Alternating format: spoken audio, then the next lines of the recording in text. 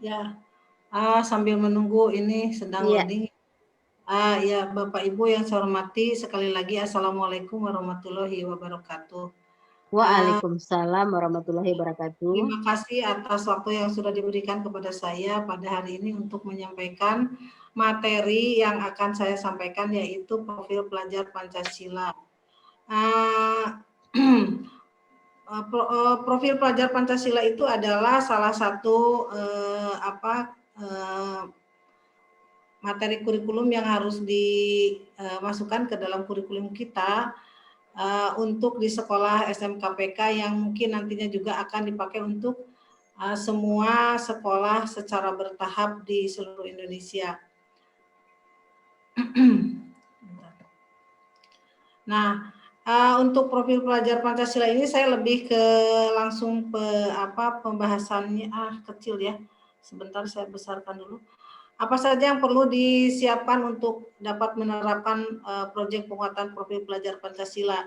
Kenapa istilahnya penguatan? Karena memang sebetulnya selama ini kita para guru sudah menjalankannya ya, sekolah-sekolah sudah menjalankannya di sekolah dengan adanya kegiatan-kegiatan penguatan karakter itu sudah sinkron dengan profil pelajar Pancasila. Apa yang harus dilakukan yaitu yang harus disiapkan untuk menerapkan penguatan profil pelajar Pancasila itu adalah yang pertama, guru harus pengelolaan jam pelajaran dan kolaborasi guru. Jadi di sini kalau dilihat dari modulnya itu semua guru harus mengintegrasikan semua mata pelajaran yang diampunya dengan profil pelajar Pancasila dalam setiap kegiatan pembelajaran, dan harus ada konektivitas antara guru yang satu dengan guru yang lainnya sehingga apa yang disampaikan oleh guru yang satu itu bisa saling mendukung dengan guru yang lainnya. Jadi program penguatan profil pelajar Pancasila akan lebih kuat gitu diterima oleh anak didik kita sehingga ada semacam kolaborasi yang kuat sehingga tidak satu guru kemana, saya yang satu lagi kemana gitu pembahasan. Jadi harus ada memang semacam diskusi dulu sehingga semua guru dapat mengintegrasikan penguatan profil pelajar Pancasila di mata pelajaran yang diampunya. Kemudian pengaturan agar alokasi jam mengajar guru tetap sama. Itu juga harus diatur dengan sedemikian rupa sehingga guru-guru juga merasa lebih mudah untuk menyampaikan kegiatan tersebut. Kemudian yang berikutnya pengelolaan waktu dan kegiatan. Yang pertama yang harus disiapkan adalah sistem dari perencanaan hingga penilaian. Nah, ini guru nanti harus ada pendampingan kepada guru dalam menyusun perencanaan dan penilaiannya, di mana di dalamnya nanti terdapat ada penguatan profil pelajar Pancasila. Kemudian sistem pendokumentasian proyek untuk dapat digunakan sebagai portofolio. Nah, ini juga Pak, tadi mungkin salah satu salah satu solusi ketika kita tidak bisa mengontrol secara langsung anak-anak apakah sudah menerapkan profil pelajar Pancasila atau belum. Salah satunya adalah ini pendokumentasian proyek untuk dapat digunakan sebagai portofolio. Kemudian yang berikutnya kolaborasi dengan narasumber pengayah proyek seperti masyarakat, komunitas, universitas, dan praktisi. Mungkin juga tokoh-tokoh agama di sini harus juga dilibatkan tokoh-tokoh agama yang dapat menguatkan profil pelajar Pancasila itu di kalangan anak-anak kita. Kemudian yang berikutnya ini peran Kemendikbud dalam penguatan profil pelajar Pancasila adalah menentukan tema untuk setiap proyek yang diimplementasikan di satuan pendidikan. Nanti ada penjelasannya secara rinci pada struktur kurikulum, kemudian juga dengan cost-nya nanti ada di sana. Kemudian pemerintah daerah dan satuan pendidikan di sini diharapkan dapat merancang muatan lokal berupa proyek berdasarkan tema yang ditetapkan. Jadi bisa diintegrasikan dalam mata pelajaran di setiap proses pembelajaran, tapi juga bisa ada semacam muatan lokal yang berupa proyek berdasarkan tema. Kemudian mengembangkan menjadi topik yang lebih spesifik dan kontekstual di satuan pendidikan. Jadi elemen-elemen dan dimensi-dimensi profil pelajar Pancasila nanti bisa dipadukan dengan situasi dan kondisi satuan pendidikan sehingga semua dimensi profil pelajar Pancasila itu bisa dilaksanakan dengan baik. Nah, tema-tema yang dilakukan di sekolah itu bisa berubah-ubah ya setiap tahun. Misalnya ada kegiatan ya mungkin kalau sedang masa pandemi seperti ini harus dipikirkan lagi teknisnya ya.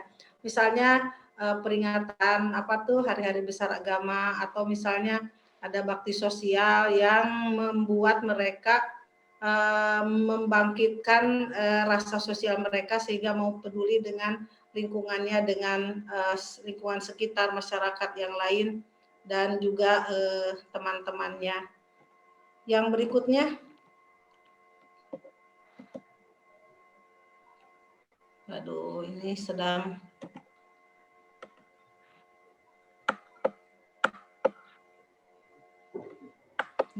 habis ya. Sebentar Bu.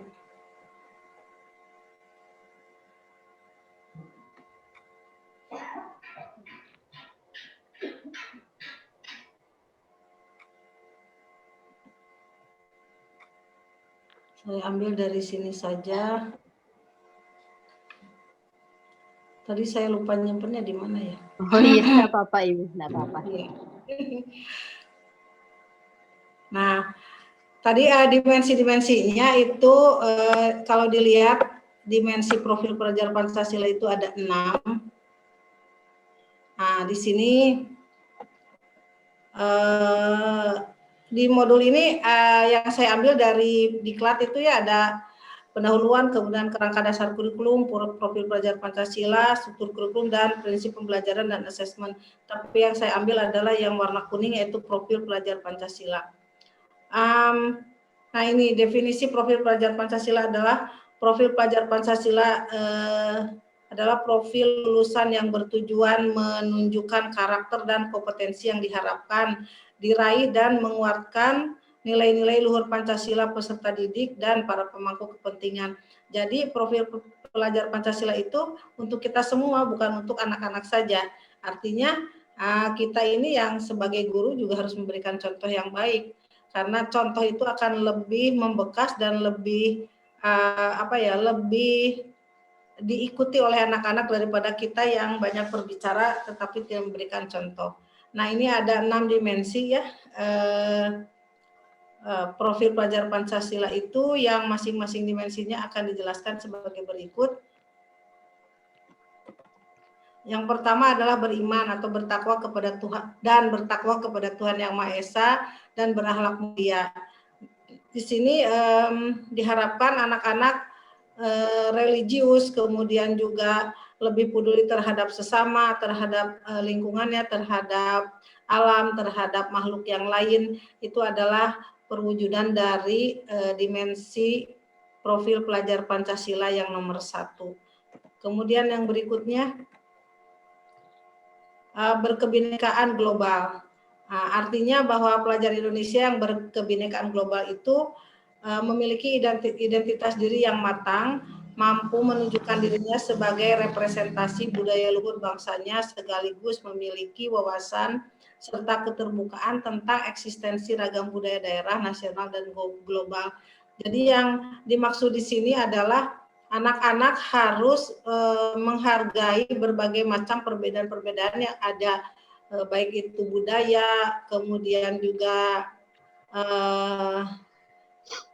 mungkin dari segi agama, juga dengan ras dan seterusnya.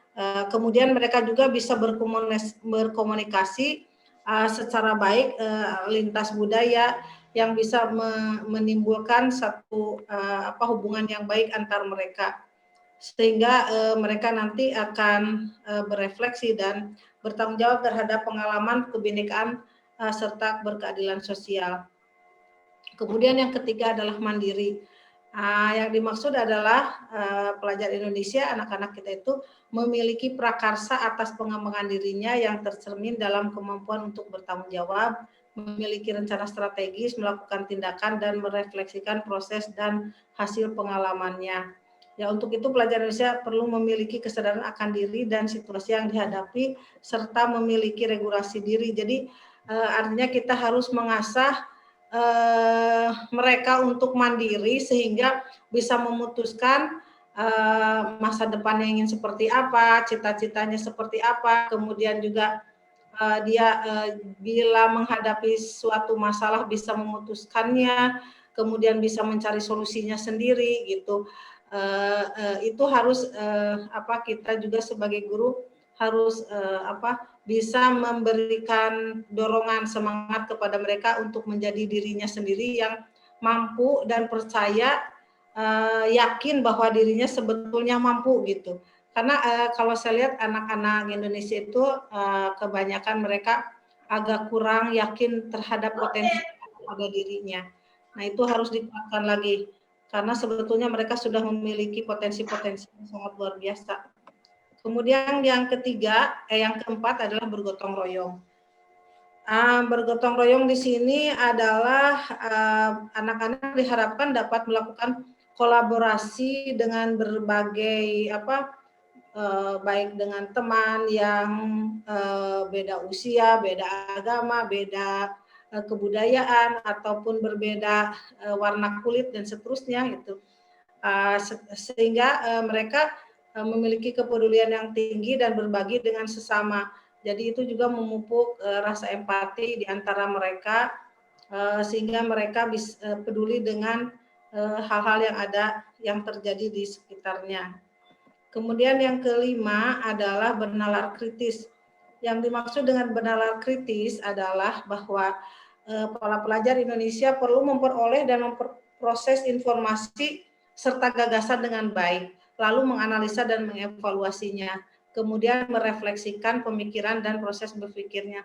Jadi ketika mereka menerima apapun, gitu, termasuk informasi-informasi, mereka harus waspada dan juga harus mampu menganalisanya sehingga apa yang mereka dapatkan itu tidak menjadi tidak menjadi bumerang. Artinya ketika informasi yang datang kepada mereka, kalau hal itu tidak benar, itu mereka harus bisa menganalisis bahwa itu tidak benar. Kalau itu sesuatu hal yang benar, mereka juga harus bisa menganalisis sehingga dia bisa menginput informasi itu dengan benar dan kalau perlu dijalankan itu dijalankan atau perlu di-share-kan kepada temannya informasi-informasi yang benar itu ya mereka juga harus bisa menginformasikannya. Tetapi kalau misalnya ada hal-hal yang tidak informasi atau apapun itu yang mereka terima tetapi tidak sesuai dengan aturan, nah mereka juga harus bisa bernalar kritis, artinya menganalisa, mengevaluasi, kemudian kalau perlu dia mengungkapkan pendapatnya sesuai dengan aturan-aturan yang ada. Kemudian yang berikutnya nomor 6 yang terakhir adalah kreatif. Nah, sebetulnya kalau kita lihat anak-anak Indonesia itu sebetulnya kreatif, hanya mungkin memerlukan petunjuk ya, memerlukan figur orang yang bisa diikuti. Kalau kita lihat sekarang di medsos itu sangat luar biasa karya-karya anak-anak itu. Hanya kadang-kadang ada karya mereka yang disalahgunakan atau misalnya taruhlah misalnya memposting sesuatu di YouTube ya. Kalau kontennya yang bagus tentu saja dampaknya akan sangat bagus. Tetapi kadang sebetulnya mereka kreatif gitu, tetapi konten yang disampaikan kepada pemirsa itu kurang bagus untuk diikuti. Nah, di sini selain kita harus mengeksplor daya kreatif mereka, kita juga harus bisa mengarahkan kreativitas mereka sehingga menjadi kreativitas yang produktif, yang positif, dan bisa memotivasi siapapun untuk lebih baik. Kemudian itu saja barangkali yang ingin saya sampaikan. Profil pelajar Pancasila kalau dilihat dari dimensinya yang sudah saya jelaskan tadi. Nah, ini ringkasannya bisa dilihat di layar, nanti bisa dibaca oleh Bapak Ibu sekalian. Seperti tadi sudah disampaikan ya oleh Pak Halim juga seperti ini. Terima kasih Bapak Ibu, itu saja yang ingin saya sampaikan. Wassalamualaikum warahmatullahi wabarakatuh. Waalaikumsalam warahmatullahi wabarakatuh. Baik Bapak dan Ibu, itu sudah disampaikan oleh Ibu Sri berkaitan dengan profil pelajar Pancasila. Terima kasih Ibu Sri sudah menyampaikan dengan luar biasa. Nah, untuk yang berikutnya kita buka sesi tanya jawab. Untuk sesi pertama itu sudah ada Pak Rizky yang raise hand. Disilakan kepada Pak Rizky untuk menyampaikan tanggapannya. Silakan Pak Rizky. Terima kasih Bu Darling, terima kasih Bu Sri, Bu narasumber yang sudah menyampaikan kepada kita semua tentang PPP, profil pelajar Pancasila. Yang disampaikan oleh satu hal yang disampaikan oleh Bu narasumber tadi, bahwasanya profil pelajar Pancasila itu diintegrasikan. Ya, diintegrasikan. Ya Bu, kemudian langkah selanjutnya setelah diintegrasikan, menyiapkan sistem dari perencanaan hingga asesmen, hingga penilaian. Saya tertarik dengan ketika itu diintegrasikan, ya bagaimana cara melakukan asesmen atau penilaian. Terima kasih. Assalamualaikum warahmatullahi wabarakatuh. Waalaikumsalam warahmatullahi wabarakatuh.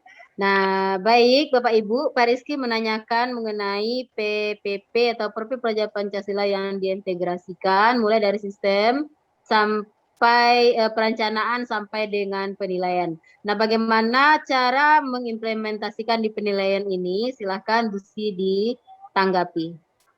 Ya, terima kasih Pak Rizky, pertanyaannya bagus sekali. Ini juga yang menjadi pertanyaan saya sebetulnya. Hanya saya akan mencoba untuk menjawab dengan nalar saya sendiri ya Pak gitu.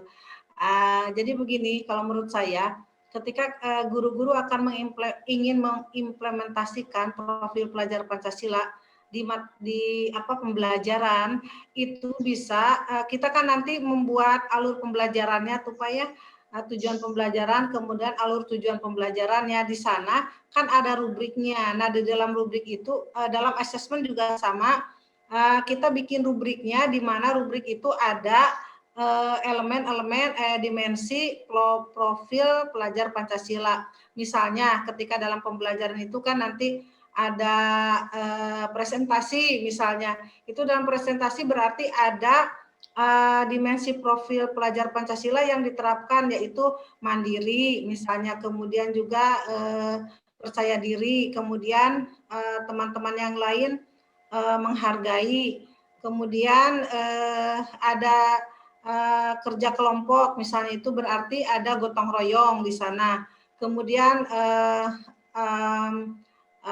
ada misalnya pembelajaran yang ada demonstrasi, ada simulasi, ada presentasi, kemudian ada juga yang lainnya ya, ada ulangan, misalnya assessment, itu juga salah satunya ketika mereka assessment itu melakukannya dengan jujur, itu artinya mereka menerapkan salah satu dimensinya, yaitu yang nomor 1 ya, berakhlak mulia, tidak nyontek misalnya. Nah, itu juga salah satu pengintegrasian implementasi profil pelajar Pancasila di dalam pembelajaran. Demikian juga dalam asesmen. Ketika kita membuat asesmen, baik yang asesmen kognitif ataupun non kognitif, itu di sana terutama yang kognitif itu kan ada rubriknya juga. Nanti kita berikan rubriknya, misalnya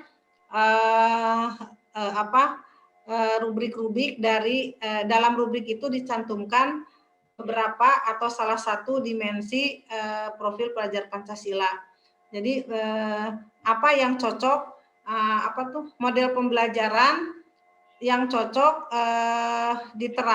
menerapkan salah satu atau lebih dimensi profil pelajar Pancasila. Itu barangkali Pak yang bisa saya sampaikan. Terima kasih. Ya, terima kasih Ibu Sri. Selanjutnya kita buka sesi kedua untuk tanggapan atau pertanyaan. Adakah Bapak Ibu yang mau menanyakan atau menanggapi? Boleh Bu. Ya Pak Halim, silahkan Pak Halim disampaikan. Oh, terima kasih. Ada satu hal yang menjadi tanda tanya besar juga di kita gitu ya. Kalau tahun sebelum profil pelajar Pancasila keluar, itu ada nama pendidikan karakter. Kalau nggak salah poinnya juga sama, 6. Iya. Sama enggak pendidikan karakter itu dengan profil Pancasila? Nah, itu aja Bu, terima kasih. Iya, terima kasih Pak Halim. Pertanyaan Pak Halim adalah dulu sebelum ini ada pendidikan karakter yang poin-poinnya juga ada 6. Apakah sama dengan profil pelajar Pancasila? Nah, kepada Ibu Sri disilahkan. Ya, terima kasih Pak Halim, pertanyaannya bagus sekali. Itu juga sama Pak, menjadi pertanyaan saya sebetulnya yang ingin ditanyakan juga, yang ingin didiskusikan ya. Kalau menurut saya sebetulnya sama, tetapi yang profil pelajar Pancasila ini lebih menyeluruh gitu. Lebih menyeluruh karena kalau yang di PPPK itu kan ada juga mandiri ya, ada kok hampir lupa saya juga. Kalau menurut saya justru adanya profil pelajar Pancasila itu menguatkan pendidikan itu, karakter itu. Jadi artinya guru-guru kalau menurut saya sudah tidak merasa asing atau tidak merasa kesulitan lagi untuk menerapkannya karena sudah terbiasa dengan PPPK gitu. Itu ya. Iya. Itu jawaban dari Pak Sri, Bu Sri, Pak Halim ya. Terima kasih. Ya, Bapak dan Ibu, karena saya lihat waktu ini saya pakai stopwatch, waktunya juga sudah sudah hampir mau habis. Tidak kami buka lagi sesi tanya jawab untuk tahap 3 Bapak Ibu. Untuk ini kita simpulkan apa yang sudah disajikan oleh Ibu Sri berkaitan dengan profil pelajar Pancasila. Seperti yang disampaikan oleh Ibu Sri tadi, bahwa profil pelajar Pancasila itu ada 6 dimensi, yaitu beriman bertakwa kepada Tuhan Yang Maha Esa, kemudian yang kedua berkebinekaan global, yang ketiga bergotong royong, kreatif, bernalar kritis, dan mandiri. Dan juga sudah diuraikan satu persatu berkaitan dengan profil tersebut. Kemudian juga disampaikan oleh Ibu Sri tadi bahwa dalam mengimplementasikan profil pelajar Pancasila itu guru dijadikan sebagai contoh yang akan ditiru oleh anak-anak. Jadi PPP ini bukan hanya untuk siswa ya Bu Sri ya. PPP juga untuk semua kita, termasuk guru yang akan ditiru oleh anak-anak nanti. Kemudian juga disampaikan tadi ada peran-peran dari pemangku kepentingan berkaitan dengan profil pelajar Pancasila, ada guru, di sana juga dimuat bagaimana menentukan jam pembelajaran, kemudian waktu dan kegiatan kapan dilaksanakan, kemudian ada Kemdikbud, ya, kemudian ada Pemda dan satuan pendidikan. Nah, demikian Bapak Ibu yang dapat kita simpulkan berkaitan dengan IHT kita pada hari ini, seperti yang sudah disajikan oleh narasumber, profil pelajar Pancasila. Nah, saya sebagai moderator mengucapkan terima kasih kepada narasumber, kemudian kepada peserta yang sudah bersedia hadir, berkenan hadir, dan memberi tanggapan terhadap materi yang sudah disampaikan oleh Ibu Sri. Dan akhir kata saya mengucapkan wabillahi taufiq wal hidayah. Wassalamualaikum warahmatullahi wabarakatuh. Waalaikumsalam warahmatullahi wabarakatuh.